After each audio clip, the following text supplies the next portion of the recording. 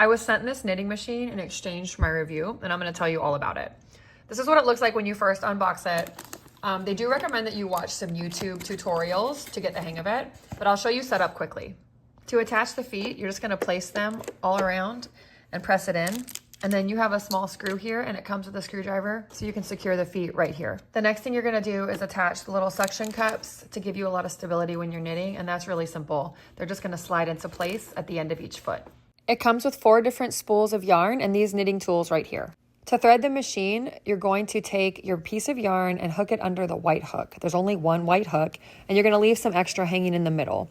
Then you're just gonna slowly start to turn the crank and weave it in and out of each hook. Once you've gone all the way around, you're gonna put the yarn in the white hook and then pull it down here. And this is the tension holder that's going to keep the yarn aligned and keep tension on it. And now you're ready to knit.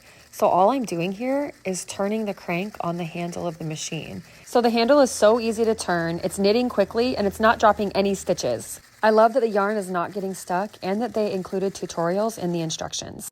Now on the left side of the machine, you also have a stitch counter, and to reset that to 0, you're just gonna press the black button. You can see here the stitches are counting up. Here's a look at the stitching still on the machine. You can see it's a really beautiful weave, and they actually have some QR codes that come in the instruction manual, so you can just scan that QR code to learn different stitches. To get my knitting off of the machine, I'm just slowly cranking backwards, and then I'm pulling each stitch out of the hook as it goes by. And here's a look at my completed stitching once I got it off of the machine. So you can see it's a really beautiful, intricate, tight stitch. I was super impressed by this, and this is definitely a machine that I recommend. I am not a knitter, and I learned how to knit so quickly on this, so it was a really cool device.